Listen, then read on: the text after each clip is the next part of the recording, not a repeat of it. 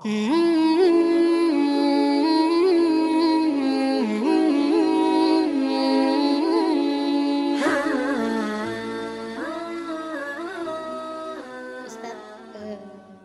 menghadapi kematian? Karena saya kan dapat sakit kanker ya 2. Terus itu saya masih ketakutan gitu.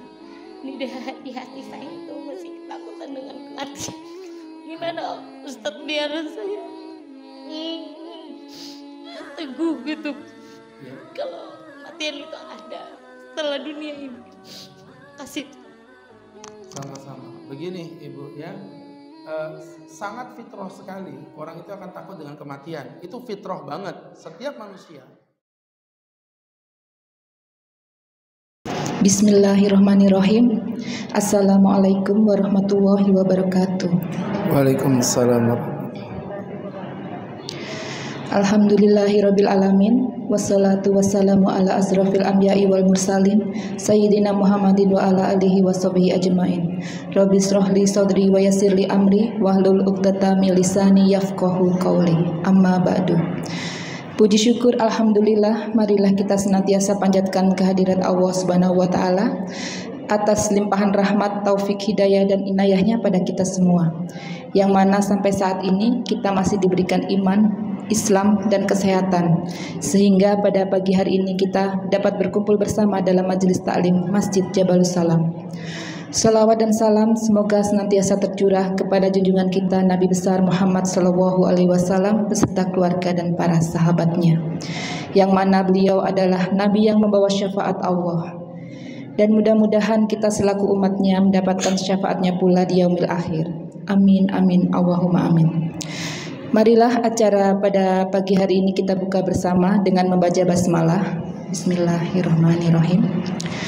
Selanjutnya, mari kita dengarkan bersama tausiah dari Ustadz Agus Khairul Huda dengan tema Muhasabah Akhir Tahun. Kepada Ustadz Agus kami persilahkan. Bismillahirrahmanirrahim. Rabbi shrah li sadri wa yassir li amri wahlul 'uqdatam min lisani yafqahu qawli. Amma ba'du. Assalamualaikum warahmatullahi wabarakatuh. Alhamdulillahilladzi qamara safwata ibadihi bila ta'ifi takhsisin taulan wa amtinana wa allafa baina qulubina fa asbahna bi ni'matihi ikhwana wa naza'al ghilla min sudurina fadilna fid dunya asdiqa'a wa ikhwana wa fil akhirati rufaqa'a wa khillana. Allahumma salli wa sallim wa barik ala rasulillah sayyidina wa maulana wa habibina Muhammadin wa ala alihi wa sahbihi wa man tabi'ahum bi ihsanin qawlan wa fi'lan wa adlan ila yaumil qiyamah. Yaqulullahu ta'ala fi kitabihil karim wa huwa asdaqul qailin bi qawlihi a'udzu billahi minasy syaithanir rajim. Ya ayyuhalladzina amanu ittaqullaha haqqa tuqatih wa la tamutunna illa wa antum muslimun. Hadirin hadirat jamaah kaum muslimin wal muslimat rahimani wa rahimakumullahu jami'an.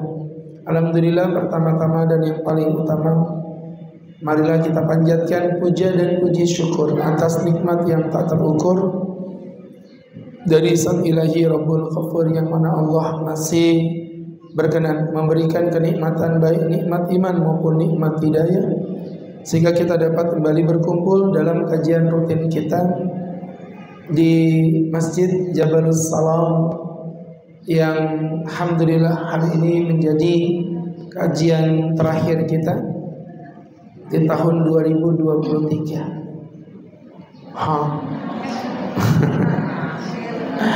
Udah kan saya ngomong belum selesai Ibu sahut ya.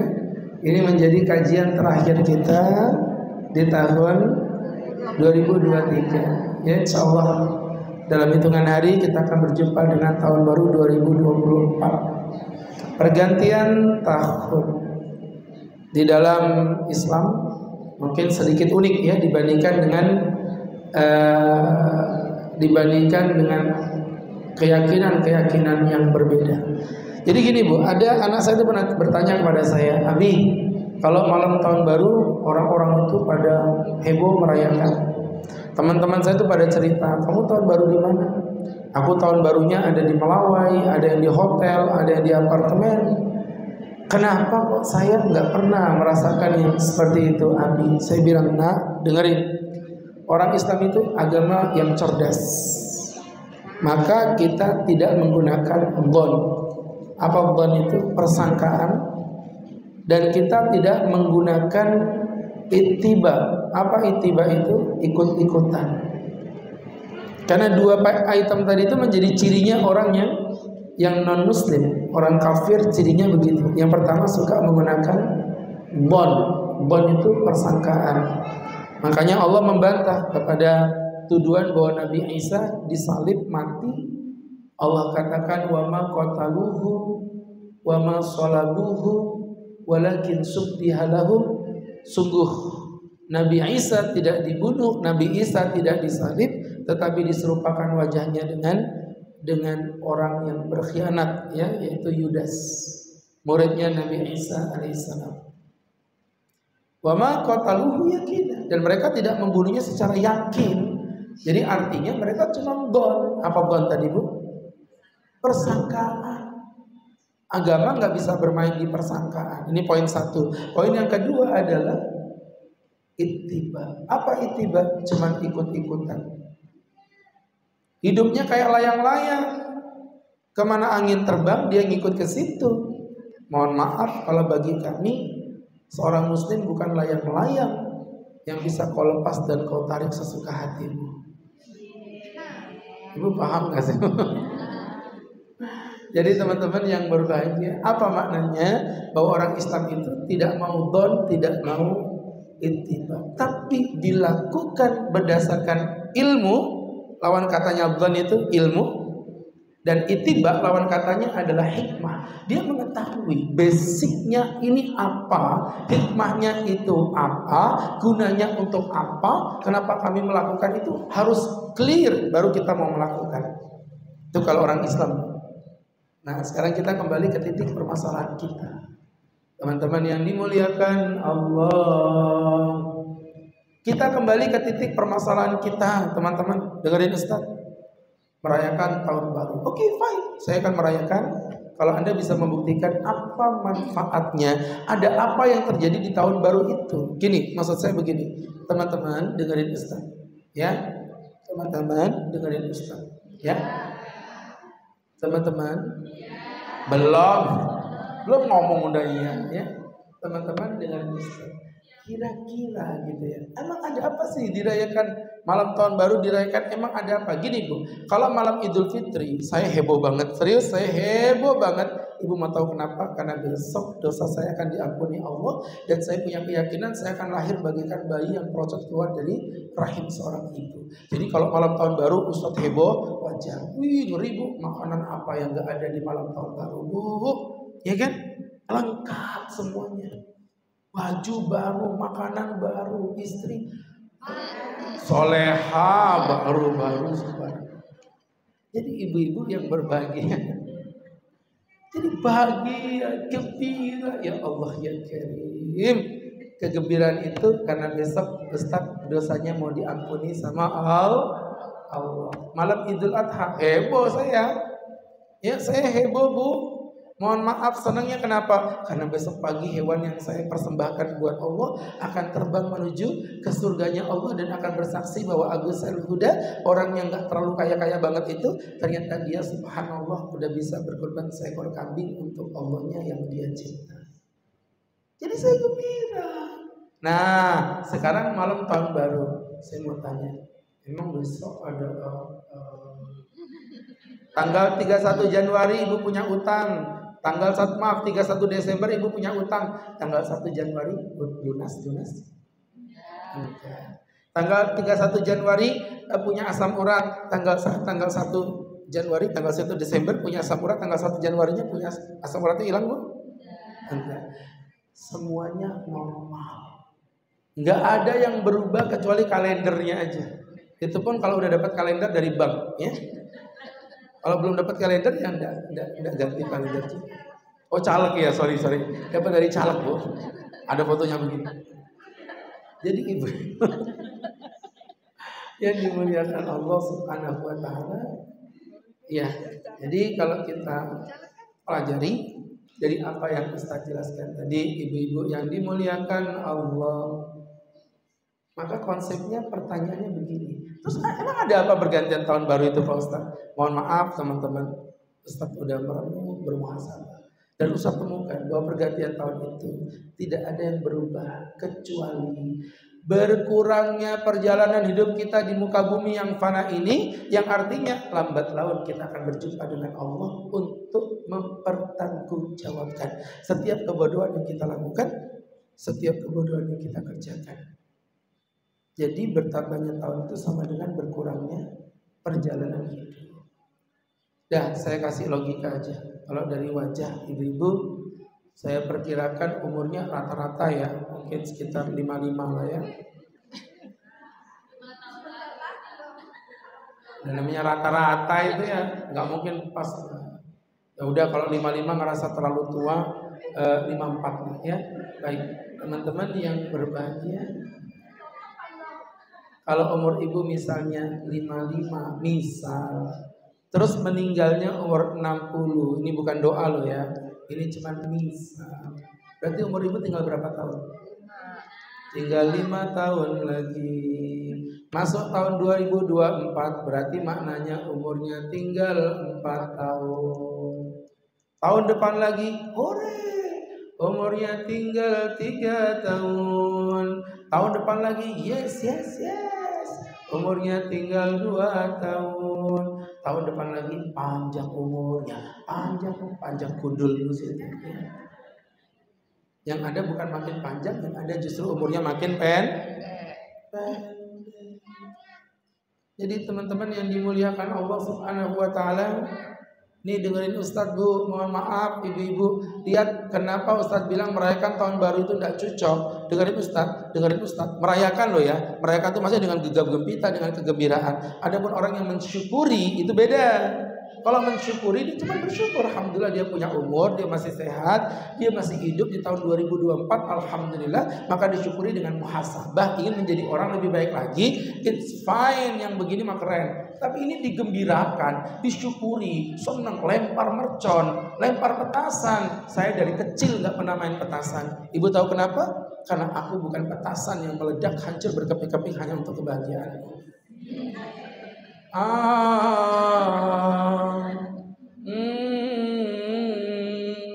Ngerti nggak sih? Jadi ibu-ibu yang berbahagia, kenapa Bu? Mohon maaf, karena orang yang merayakan tahun baru itu seperti sedang merayakan detik-detik kematiannya sendiri. Gimana? Betul nggak? Bahkan mereka bisa jadi, andai kata contoh ya, di BDS 1 ada orang yang semangat menyambut tahun baru yang trompetnya paling kencang. Bisa jadi yang trompetnya paling kencang ini yang mati duluan. Jadi dia menyambut datangnya tahun kematiannya Allah. 2024. Wah, begitu. Kalau Allah berkehendak apa susahnya? Ya, makanya mohon maaf, bukan untuk dirayakan. Tahun baru itu untuk dimuhasabahkan, merenung, ya Allah, 2024 baru kemarin, 2023, sekarang 2024.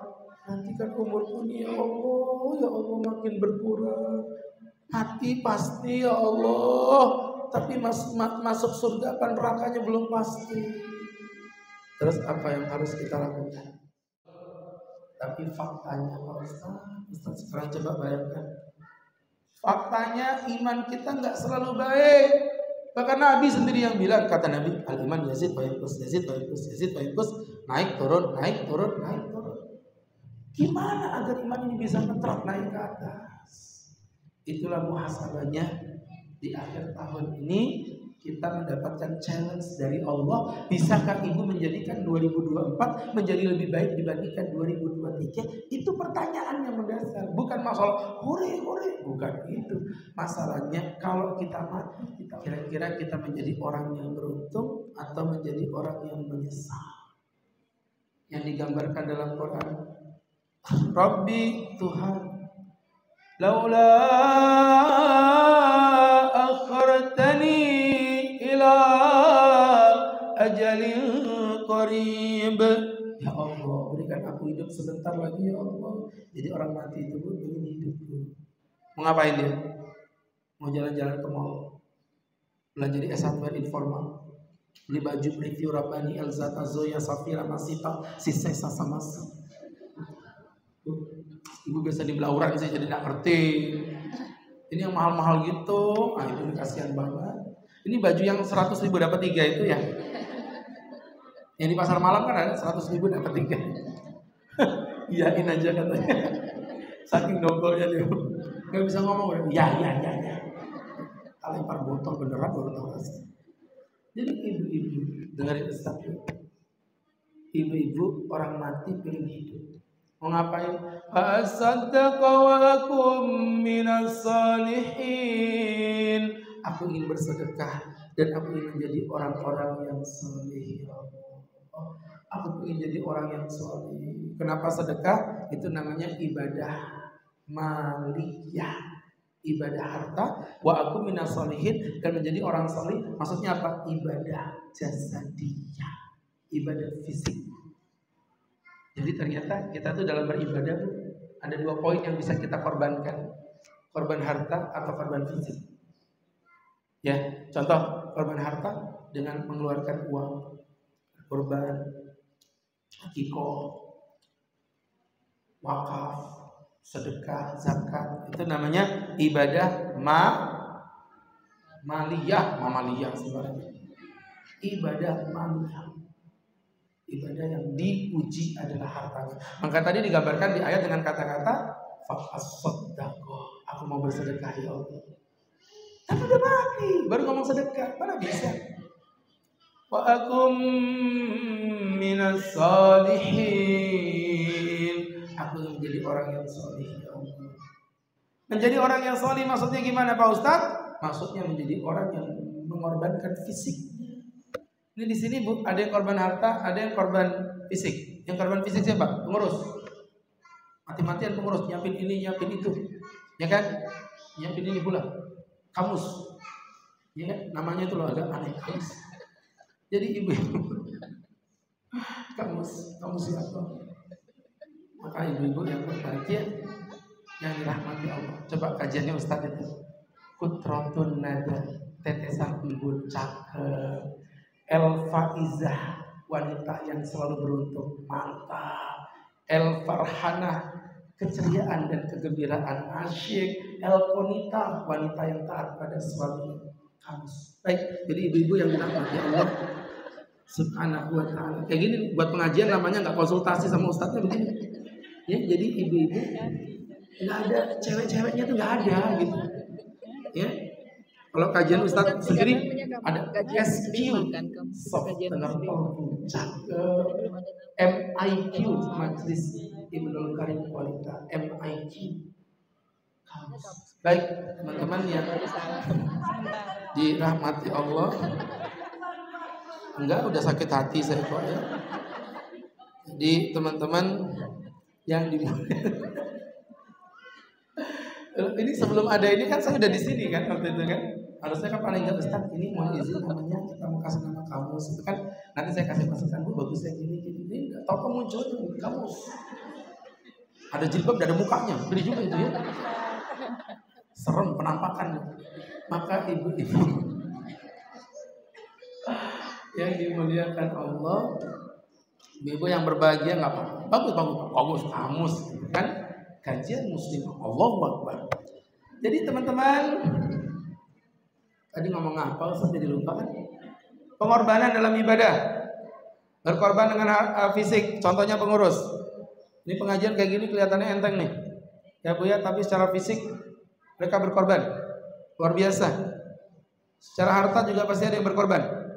Jangan ibu pikir mentang-mentang ini pengajian teh kotak ini dibeli pakai doa, dibeli pakai dana. Gorengan jajan pasar 1.500-an ini dibeli pakai uang, ya. Tapi agak kecil bu, 900 ini bu. Karena yang 1.500 itu agak gede, gak kayak gini, agak gede dikit gitu ya. Maka ibu-ibu, ini dibeli pakai dana, bukan pakai doa. Ibu pikir mentang-mentang saya Ustadz dari Karangjati jauh-jauh ke BDI 1 terbang naik ambal gitu, naik bensin, bahkan Pertamax lebih mahal, nyari Pertalite susah. Jadi ibu-ibu yang dimuliakan Allah Subhanahu wa ta'ala, artinya apa? Ada yang berkorban fisik, pengurus, ada yang berkorban harta, yang jadwal piket. Ini semua terjadi, dan setiap pengorbanan ini tidak free, tidak gratis.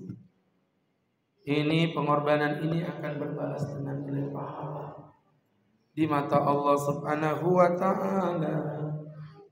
Ustadz juga berkorban kok. Ibu kebayang gak? Saya tadi ada rapat kumpul di daerah Karangrejo. Dari Karangrejo ke sini 15 menit.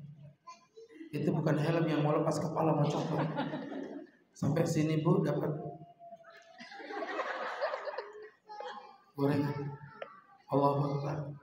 Jadi teman-teman yang dimuliakan Allah, pengurus juga berkorban secara perasaan karena dibully.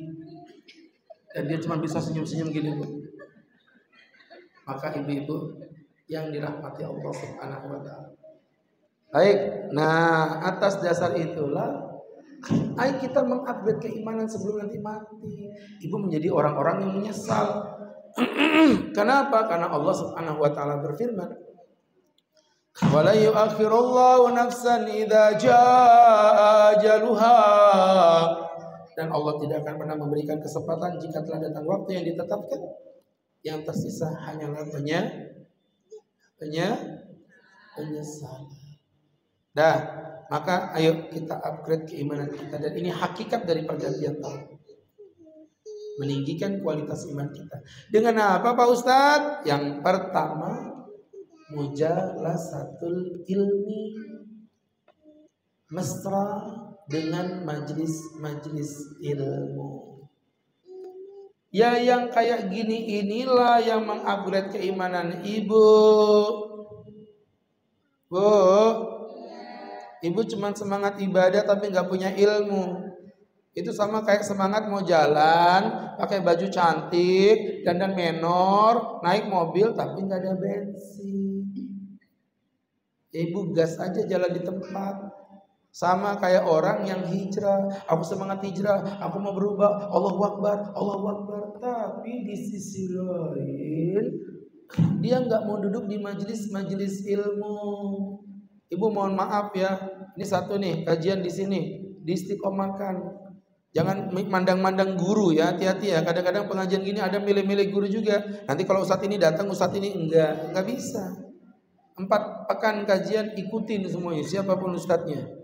Ya, kadang ibu itu suka gitu, beda-bedain ustadz. Selama ajarannya benar ya, maksudnya ya. Kadang-kadang gini bu, ustadz kita tuh ajarannya benar semua. Cuman bedanya tuh kadang-kadang delivery, cara menyampaikan. Kemarin waktu ada beberapa kajian saya berhalangan, saya mengutus seorang ustadz. Saya kalau ngutus ustadz, saya udah rekomendasi ustadz ini, saya nggak sembarangan bu. Nah ketika saya utus ustadz ini, jemaah ngeluh, anak ustadz begini. Saya bilang antum tahu, yang saya kirim itu S2, bidangnya di bidang syariat.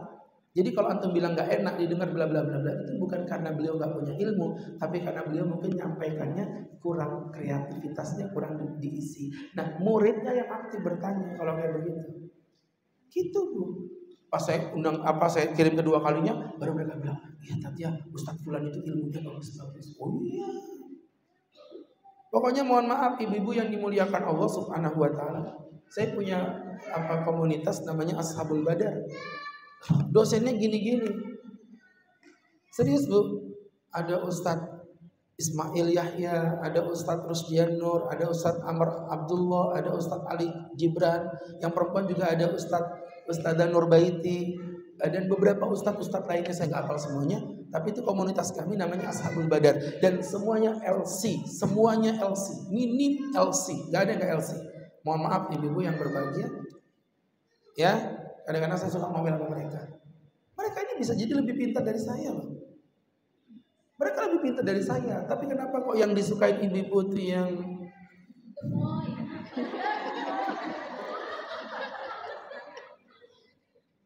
padahal ilmunya tinggian situ. Cara deliverynya aja. Ya, makanya ibu-ibu jangan beda-bedain ustadz. Semua ustadz itu insya Allah selama lurus ya, insya Allah isinya sama.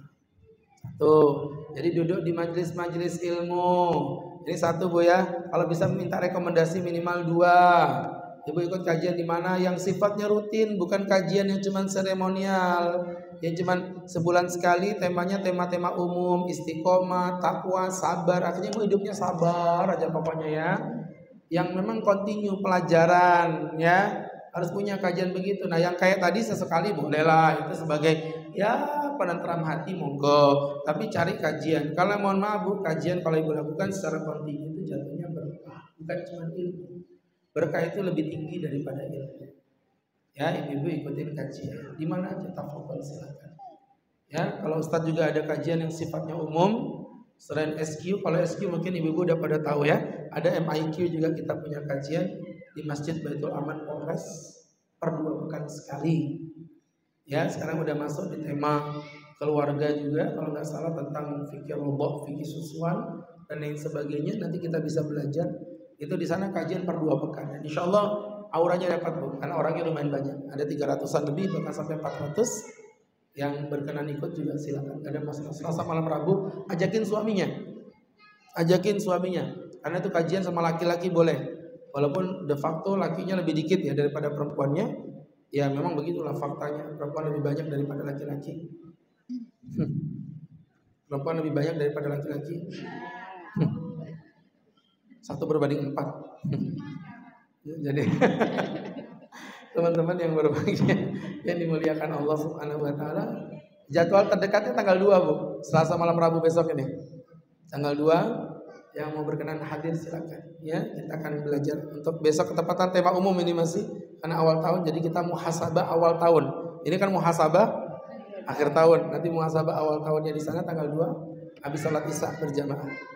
Ya, nanti ada sesi muhasabah, ada sesi tanya jawab pakai kertas juga boleh.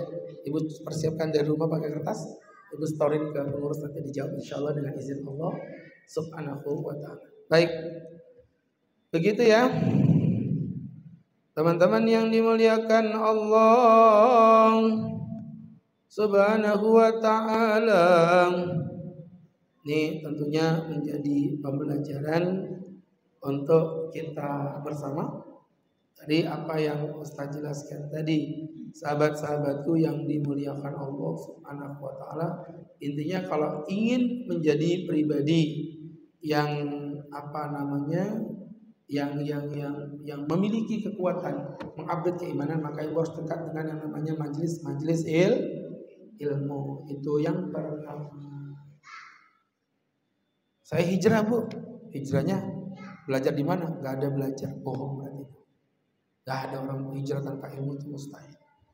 Yang kedua, mujalasatul Quran. Mencintai Al-Quran. Mencintai Al-Quran. Dalam surat Al-Isra ayat 82, Allah berfirman, wa nunazzilu minal Qur'ani ma huwa shifaa'un wa rahmah.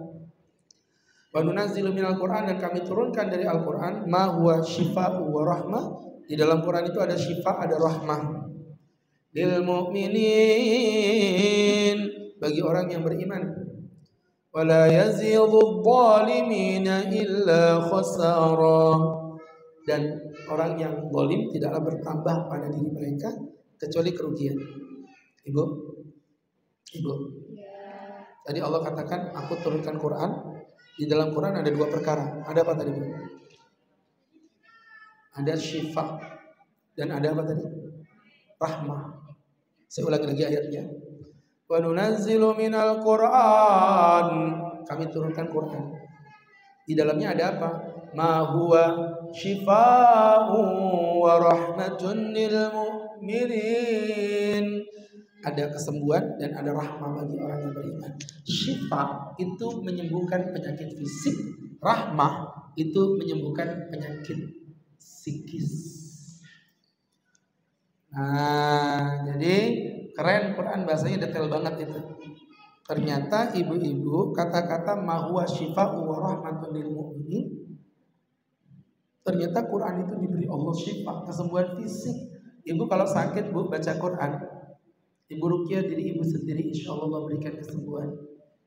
Ibu kalau lagi sakit, ibu baca a'udzu billah wa qudratihi, maaf saya ulangi, a'udzu billahi wa qudratihi min syarri ma ajidu wa uhadhiru. Ibu ulangin sebanyak 7 kali. A'udzu billah wa qudratihi min syarri ma ajidu wa uhadhiru. Ibu baca 7 kali, ibu tiupkan ke tangan, ibu usapkan ke bagian yang sakit. Kalau dadanya sakit, ibu ulestin. Pak Ustaz, lututku ngilu, ibu pijitin lututnya. Pak Ustaz, kenapa itu? Pantatku sakit, dompetku tipis Pak Ustaz.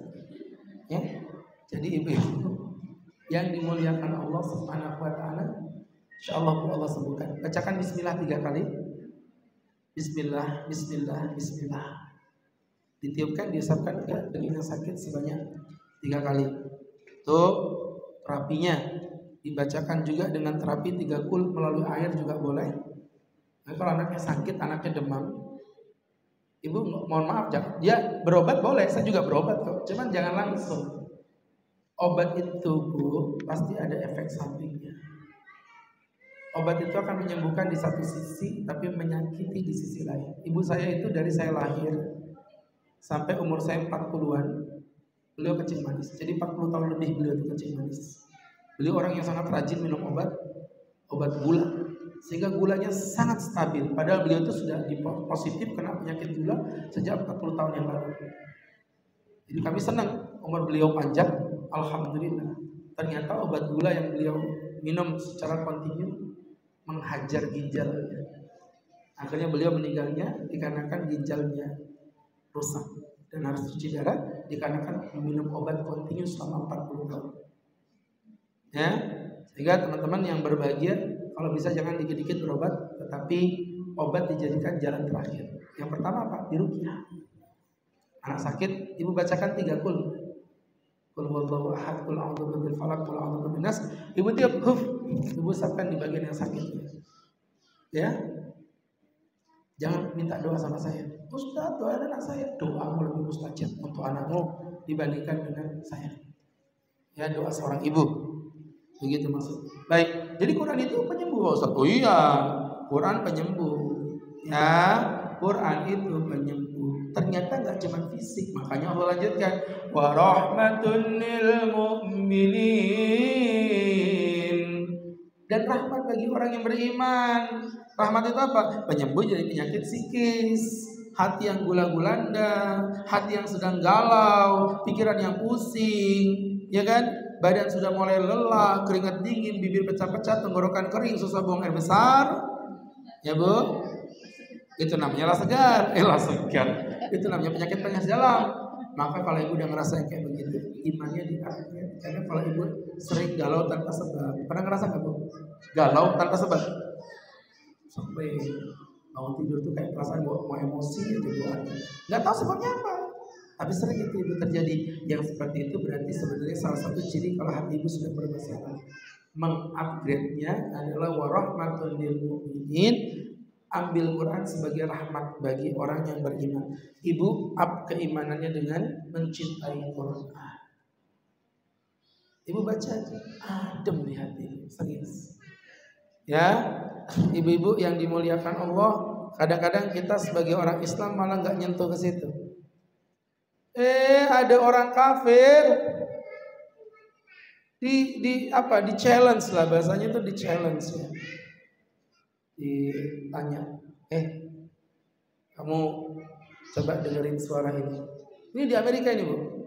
Social eksperimen. Dengerin apa yang kamu rasakan. Orang kafir yang nggak ngerti apa-apa ini. Wow. Ini bukan suara manusia.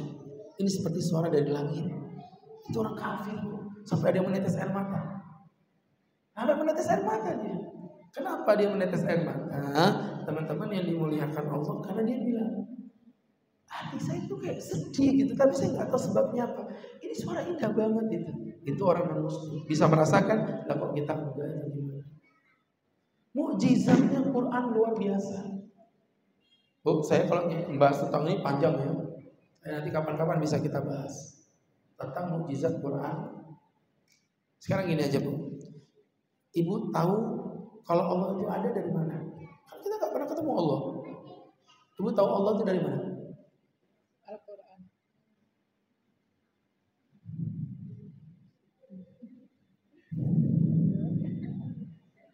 Ibu tahu Allah itu dari mana? Dari ciptaan. Jadi andai kata nggak ada apa-apa, tahu-tahu ibu, misalnya ibu hidup di hutan gitu, ibu melihat ciptaan Tuhan misalnya, wih, Allah, nggak mungkin. Ibu tahu Allah dari mana? Hah? Dari Ustadz tendang member. Ibu kenapa sulit banget sih? Kita tahu Allah dari Nabi Muhammad lah, astagfirullahaladzim. Pertanyaan sesimpel itu ibu nggak ngakuin Nabi Muhammad. Kita tahu Allah ya dari Nabi. Walaupun ibu lihat ciptaannya, ibu paling mengetahui adanya Tuhan, ya. Tapi mengetahui Allah mana mungkin dari ciptaannya. Oke, jadi ibu tahu Allah dari siapa? Terus ibu tahu dari mana kalau Nabi Muhammad itu orang baik?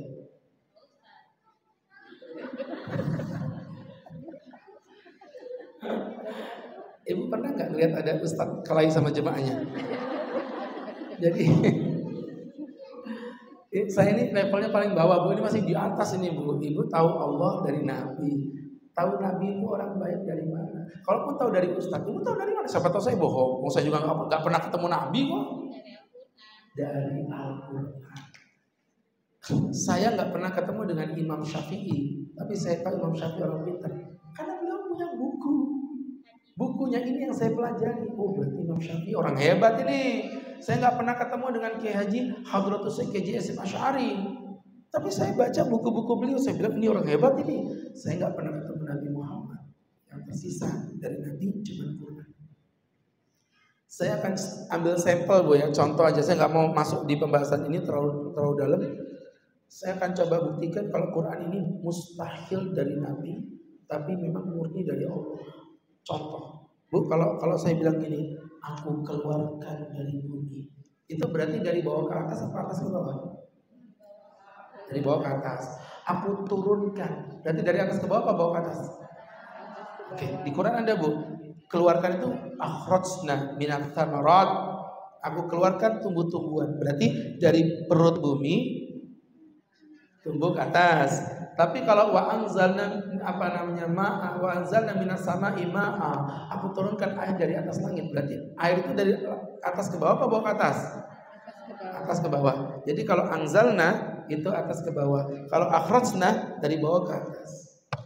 Sekarang saya tanya, ada yang tahu nggak gimana caranya kita dapat besi? Besi itu dapatnya dari mana? Besi. Biji-biji besi.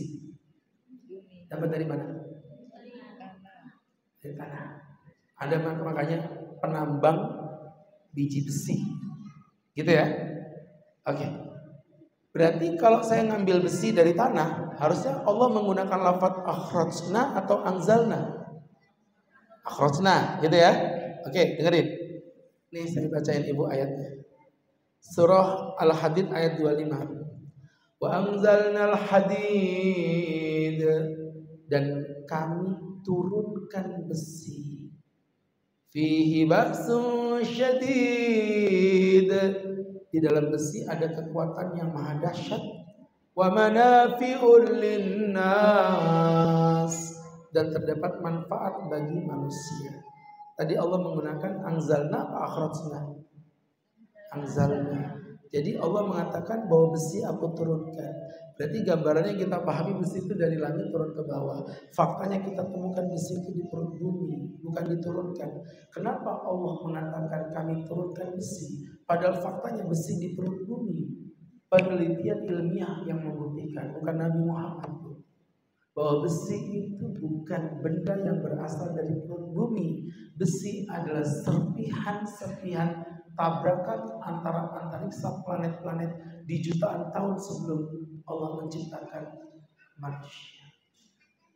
Serpihan itu menghantam perut bumi dan masuk ke dalam perut bumi, sehingga kita temukan seakan-akan besi ada di dalam tanah, padahal besi itu berasal dari planet-planet yang berterbaran di antariksa. Ibu kok gak kagum gitu sih, Bu? Astagfirullahaladzim. Ini susah lo ngejelasin. Mestinya ibu tuh gini. Dia enggak.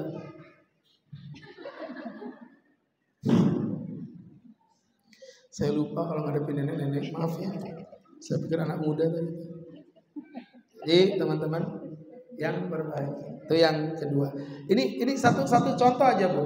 Satu contoh gini, membuat kita jadi mikir. Iya juga ya. Nabi Muhammad tahu dari mana kalau besi itu serpihan dari atas langit. Karena yang diketahui besi itu dari bumi kan. Di zaman Nabi udah ada besi, sudah ada. Tapi kan asal usul besi mereka nggak tahu. Yang mereka tahu besi itu kan di bumi kan dapatnya kan. Subhanallah. Kayak gitu tuh pasti ibu mulai berpikir, ya Allah, bodohnya kalau aku masih ragu dengan kebenaran Islam setelah melihat kenyataan yang begitu dahsyat. Ya, tuh maksudnya. Yang ketiga, tafakur alam. Jadi nanti ibu-ibu sesekali jalan-jalan yang sifatnya alam, di alam terbuka. Tak apa-apa, Bu. Fitrahnya manusia itu ke alam. Bu, orang Jakarta itu punya AC nggak, Bu? Punya. AC itu tujuannya biar apa, Bu? Dingin. Ngapain orang Jakarta capek-capek ngantri berjam-jam ke Bogor hanya untuk mencari udara dingin kalau di rumahnya udah ada AC? Karena natural sifat dasar manusia itu kembali ke alam. Ibu ngapain ke pantai? Ya, itu kolam renang bersih, tinggal ke BDI situ aja. Ya, ke BDI ada kolam renang. Ya, BDS 2 tuh di pojokan belakang tuh juga ada kolam danau. Ya, jadi ibu tinggal ke situ aja. Ngapain ibu jauh-jauh ke Manggar sana? Ya kan? Ngapain coba? Padahal tempat renangnya lebih bersih daripada di pantai itu peliket lah, belum lagi kulit kita gosok lah, belum lagi pasir lah. Tapi kenapa orang tetap ke pantai? Karena fitrahnya manusia kembali ke alam. Itu, Bu, saya kasih tahu ibu. Ya, teman-teman yang dimuliakan Allah. Makanya walaupun Ustadz sibuk, tapi saya tetap menyempatkan, Bu, sama keluarga. Karena Ustadz memang dananya terbatas. Paling kita jalan-jalan kayak ke Malang, gitu aja. Dananya terbatas. Yang ada rumah sakit umum itu loh, Bu. Gunung Malang, iya, Gunung Malang. Paling kita juga ngadem ke puncak di Batu, ya kan, yang banyak bisnya itu. Batu Ampar ya. Jadi ibu yang dimuliakan Allah Subhanahu wa ta'ala. Tuh ya, Bu, ya. Kembali ke alam. Surah Ali Imran ayat 190. Inna fi khalqis samawati wal ardi wa ikhtilafil laili wan nahar la ayatin li ulil albab. Sesungguhnya dalam penciptaan langit maupun bumi dan perbedaan malam maupun siang terdapat tanda-tanda kebesaran bagi orang-orang yang cerdas. Bu, saya ditelepon perempuan, Pak Ustadz berkenan isi ceramah di tempat kami. Hari apa, Mbak? Hari Jumat. Jumat kapan, Mbak? Jumat besok ini. Maaf, Mbak ya, Jumat gak bisa. Kok gitu, Tat? Diusahain bisa? Gak bisa. Jam berapa, Tat? Pokoknya gak bisa full. Subuh saya di Nurul Islam, jam 8 saya di Stipan, jam 10 saya ngisi kajian di Istiqomah, siangnya saya khutbah Jumat, jam 2-nya online di Bandung, sorenya An-Nur di Pandansari, jam 5-nya di BJB, kemudian jam 10, jam maghribnya Ustadz isi di Masjid Al-Wusta, habis isanya Ustadz isi di pengajian Bumi Nirwana. Jadi full Mbak, nggak bisa, tapi bisa terus bisa. Apa? Emang acaramu jam berapa? Acara kami jam 2 malam. Astagfirullah. Di mana? Di Pantai Ambalat. Terus saya kan jadi mikir, Bu, yang ngundang perempuan di Pantai Ambalat jam 2 malam. Aku benci pikiranku. Ya. Otaknya udah mulai traveling nih kemana-mana nih. Kamu serius gak sih ngundang ceramahnya ini? Kok aku jadi berpikir yang aneh-aneh? Ya, kamu nggak bermain-main kan?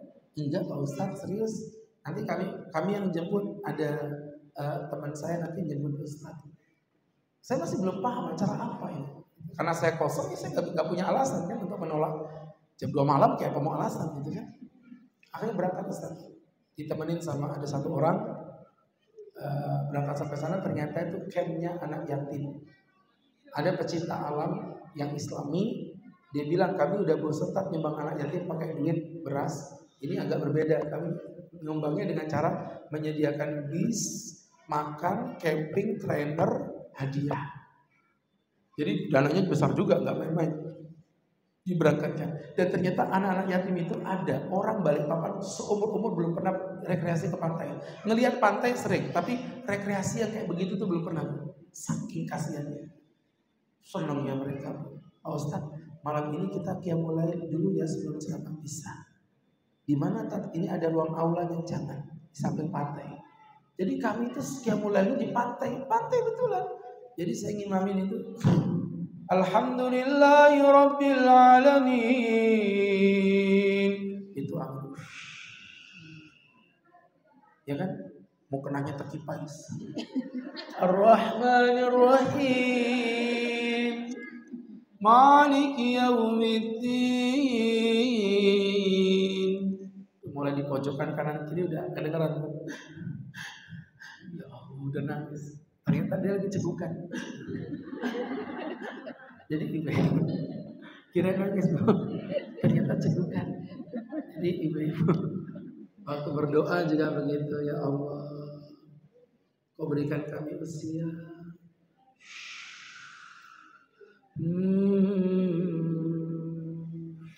Ampuni dosa kami.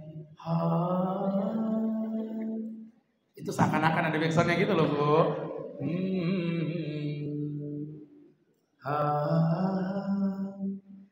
Ya Allah, jasadku akan menyatu dengan tanah. Tidak ada yang tersisa kecuali kenangan amal soleh kami. Maka jangan kau matikan kami dalam keadaan su'ul khotimah.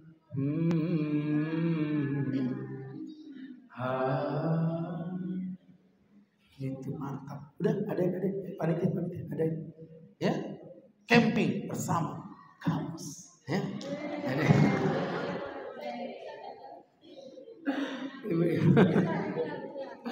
yang dimuliakan Allah Subhanahu wa ta'ala.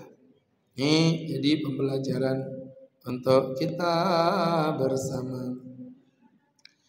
Sahabat-sahabatku yang dimuliakan Allah Subhanahu wa ta'ala, sahabat-sahabatku yang dirahmati Allah. Kemudian yang keempat ya teman-teman adalah berkumpul dengan orang solih. Berkumpul dengan orang solih itu akan membuat kita jadi terupgrade ya, keimanan kita, kualitas imannya akan menjadi lebih semangat. Makanya kajian begini, kalau ibu nyari ceramah, ngapain ibu susah datang ke BDS 1? Ngapain? Ya Bu. Dan ini saya nggak yakin semuanya orang BDS, pasti ada dari luar juga kan. Nah, ibu ngapain datang ke sini? Buat cari pengajian. Oh, di YouTube banyak, di YouTube. Tapi enggak, aku maunya sama Pak Ustadz. Walaupun dengan Agus Al-Huda pun di YouTube banyak. Ya kan? Jadi artinya ngapain ibu datang ke sini coba? Dapat pahala yang lebih. Berkumpul dengan orang soleh. Karena kalau cuma cari ilmu, ibu tinggal ketik Agus Khairul Huda Official, enter, keluar namanya. Jangan lupa like, share, and subscribe. Ya, Ada di YouTube. Pak Ustadz, saya enggak tahu suka nonton YouTube, terlalu panjang videonya. Tinggal buka Instagram, ketik @aguskhairuhuda1. Ada satunya. Kenapa? Karena saya tidak akan pernah mendua untuk selama-lamanya. Kata istri, Abi punya kesempatan selingkuh. Apakah berselingkuh? Saya bilang saya akan berselingkuh. Syaratnya apa? Tuhan menciptakanmu 2 kali.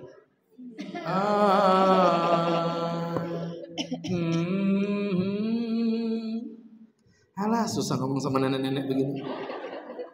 Itu kalau anak muda gitu, dia enggak apa? Terserah ibu lah. Iya. Saya terbuka sama itu, saya bilang, "Mi, Abi mau kawin lagi? Abi mau nambah istri?" Serius? Serius, Bi. Serius. Syaratnya 1. Apa, Bi? Istri kedua harus lebih cantik daripada kamu. Terus kenapa Abi nggak kawin lagi? Masalahnya mencari yang lebih cantik dari kamu itu nggak mungkin ada. Ini baru anak muda beneran kalau ini. Mantap, good. Nah, gitu dong. Jadi kan semangat kita ceramah ini kan. Jadi teman-teman yang dimuliakan Allah Subhanahu wa ta'ala. Dan yang kelima adalah mengingat kematian, gitu ya. Orang kalau ingat mati pasti imannya akan terupgrade tuh. Caranya gimana? Ya contohnya misalnya mendatangi kematian itu dengan cara mendatangi orang meninggal dunia. Ya kata Nabi, ittabi'ul janais, ikuti orang meninggal dunia, fa innaha tudzakkirukumul maut, karena dengan mengikuti orang meninggal akan mengingatkan kamu pada kematian. Apalagi Bu kalau yang mati itu orang dekat Ibu, kerabat, ya, tetangga, orang tua, sahabat. Ibu kalau bisa melihat langsung, biar Ibu sadar, ya Allah, temanku kemarin ngobrol sama aku sudah meninggal. Ya, pasti aku juga akan meninggal. Ini hanya masalah waktu. Tidak ada usia, tidak ada batasan. Di sini pasti ada ibu-ibu yang usianya lebih tua dari saya. Pun tidak mesti ibu yang mati duluan. Bisa jadi ustaz dulu yang belakangan. Ya, jadi teman-teman yang dirahmati Allah, umur itu rahasia Allah. Ya, semua pasti bakal mati. Cuman bedanya mungkin ibu duluan dan saya belakangan aja ya. Semoga ini bisa memotivasi untuk kita menjadi kajian di akhir tahun. Baik ibu-ibu, seperti biasa kita akan masuk di sesi yang kedua, yaitu sesi tanya jawab. Kami berikan kesempatan buat teman-teman yang mau bertanya. Tafadhol. Silakan ibu-ibu jika ada yang ingin bertanya. Silakan Bu.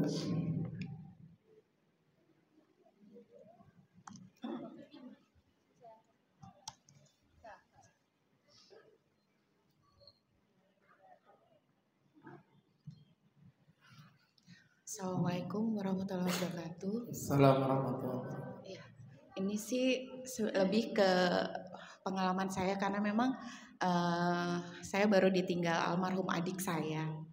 Jadi gini Ustadz, adik saya kemarin itu kan sakit, kebetulan dia di Jakarta. Nah, dia sudah sakit 5 hari.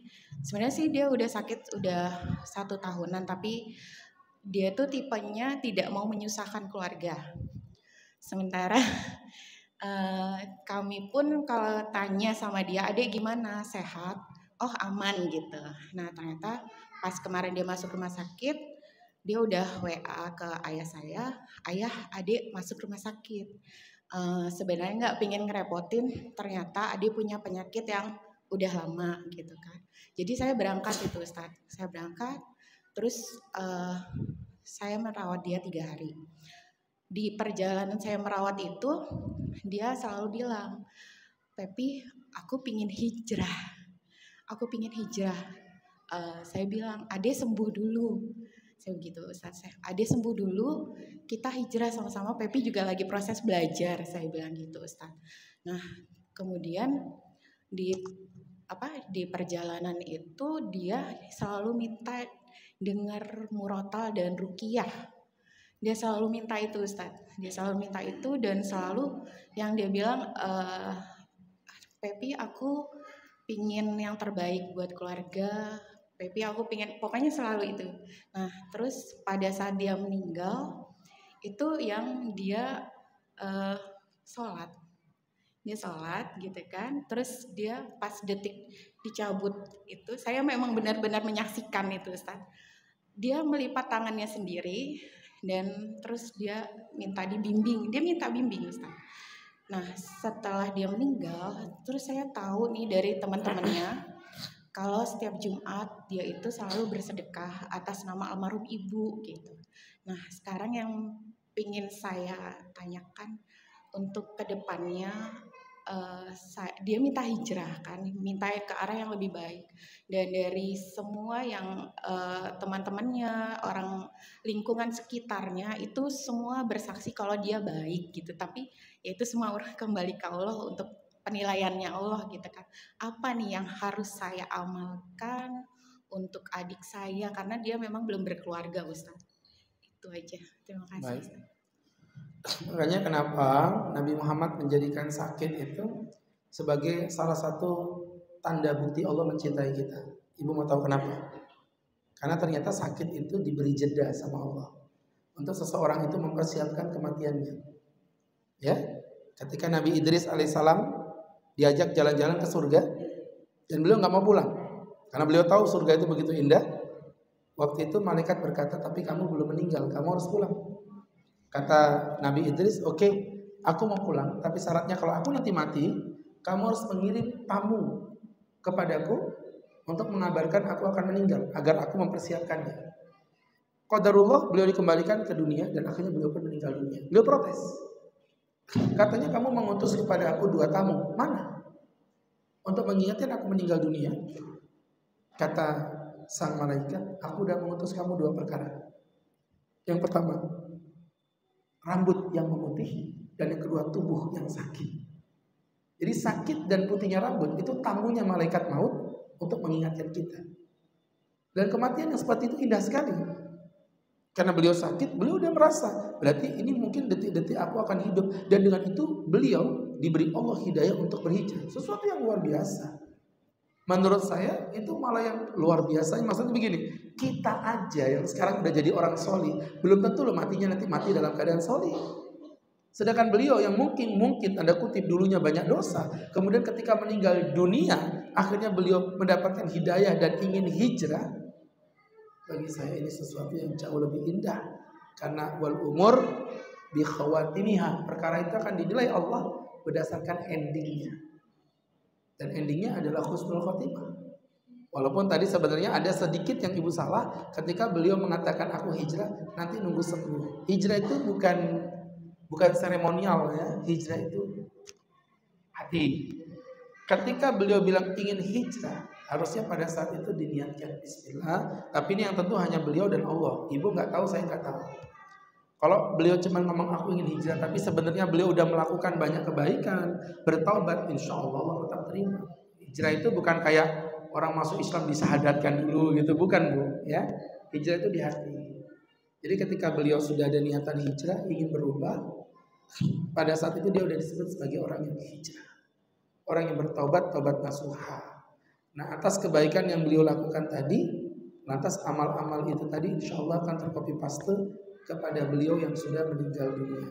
Nah pertanyaannya berikutnya, ibu sebagai saudaranya, apa yang bisa dilakukan sebagai orang yang masih hidup? Yang pertama tentu mendoakan, karena mereka butuhkan adalah doa. Yang kedua, ya cuman di sini tadi masih bujang ya masalahnya ya. Kalau nggak bujang, ya otomatis kita menyambung kekerabatan dengan keluarganya. Tapi karena bujang, otomatis ya keluarganya dia, keluarga kita juga. Jadi close, udah nggak masalah. Nah yang ketiga ini yang paling penting, melakukan amal soleh yang biasa dia lakukan. Ya Rasul, ibuku meninggal dunia, dia suka sedekah. Kalau dia matinya nggak mendadak, pasti dia akan berwasiat pengen sedekah. Ya Rasul, boleh nggak aku bersedekah tapi pahalanya untuk ibuku? Kata Nabi, bersedekahlah dan pahalanya untuk ibumu. Hadis sahih riwayat Muslim. Ibu lihat amal solehnya dia apa, yang dia suka lakukan apa, teruskan niat pahalanya untuk almarhum yang udah meninggal. Begitu, wallahu a'lam. Ada yang lain? Silakan. Yang di pojok, Bu. Ya.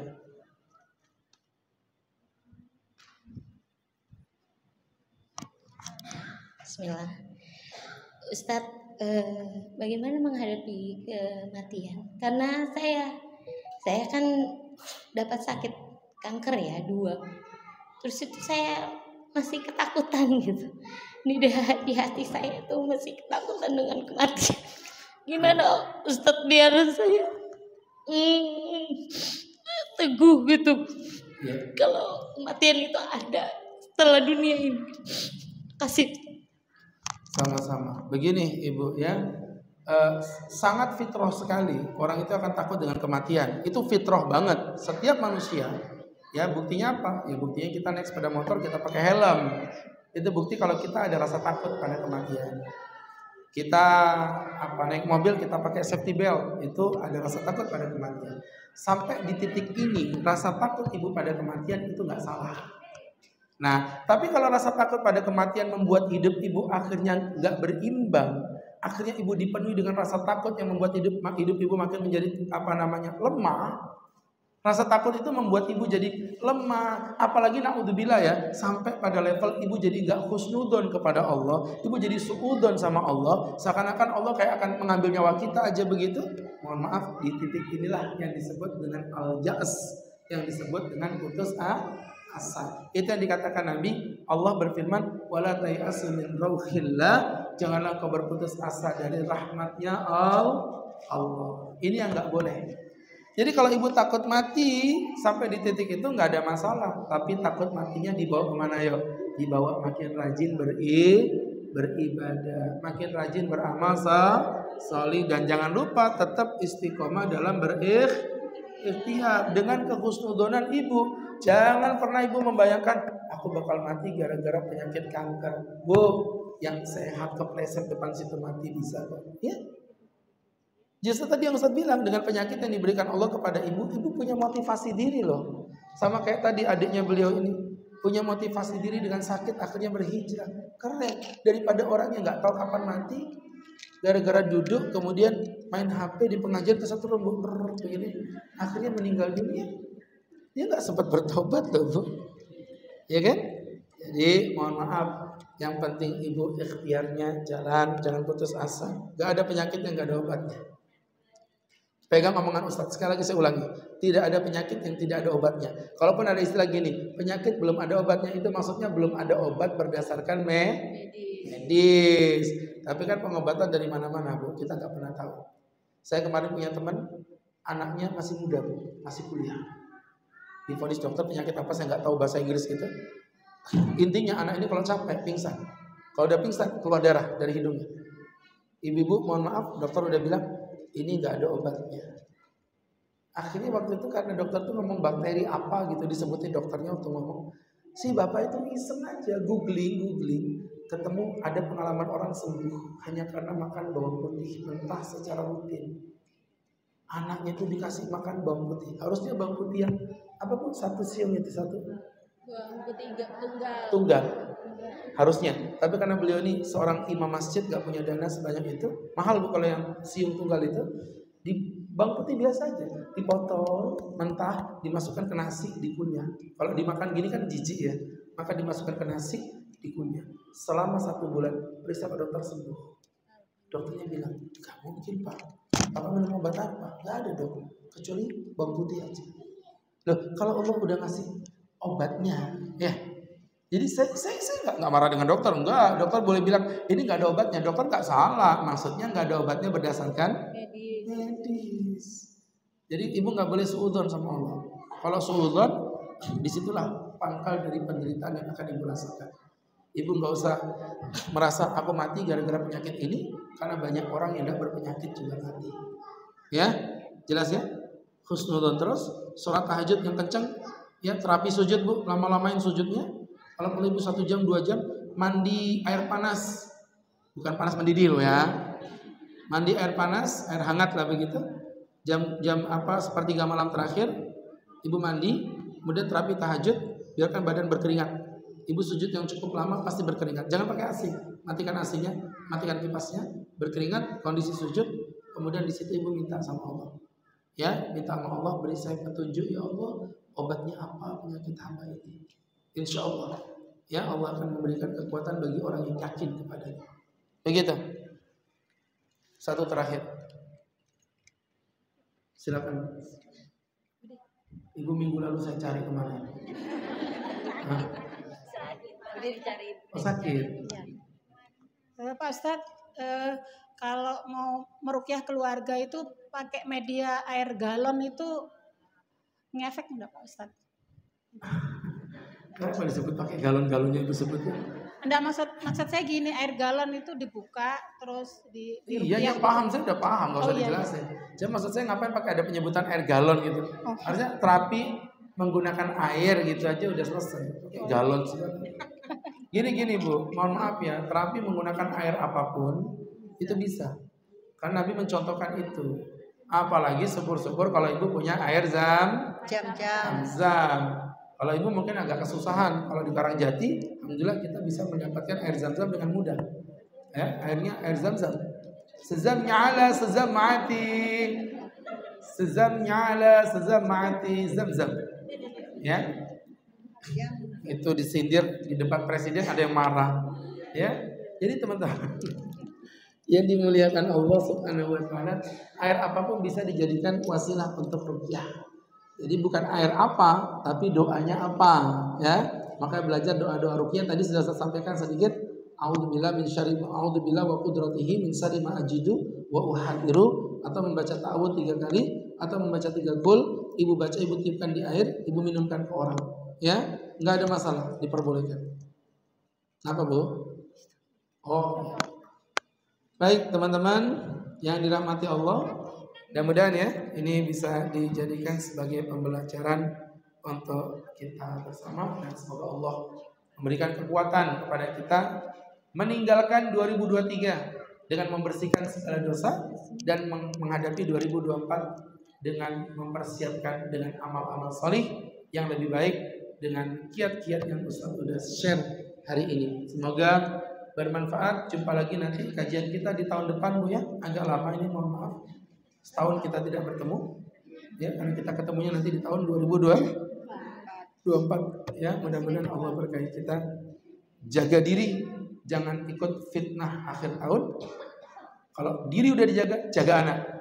Anaknya dijaga, ya, pastikan anaknya ada di rumah pada malam akhir tahun. Anaknya dijaga, alhamdulillah. Bapaknya hilang, astagfirullahaladzim. Ternyata bapaknya udah pergi ke Melawai, ya Bu ya. Baik teman-teman, kita cukupi sekian dan kita tutup dengan berdoa kepada Allah Subhanahu wa taala.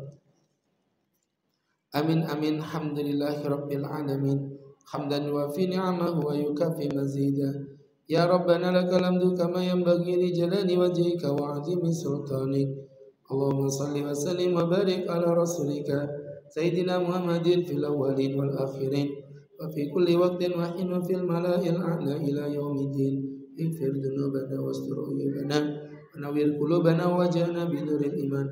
La tada' lana dhanban illa ghafarta wa la aiban illa satarta wa la hajatan illa adaita la hamlan illa farasta. Rabbana atina fid dunya hasanah wa fil akhirati hasanah wa qina adzabannar. Rabbana wa sallallahu ala sayyidina Muhammad nabiyil ummi wa ala alihi wa sahbihi wa sallam. Warzuqna lahul mutaba'ati lahu dhahiran wa batinan ya arhamar rahimin. Bi fadli subhanaka rabbika rabbil izzati amma yasifun. Salamun alal mursalin walhamdulillahi rabbil alamin. Terima kasih, semoga bermanfaat, semoga Allah memberkahi kita, mencintai kita dan memasukkan kita ke dalam surganya.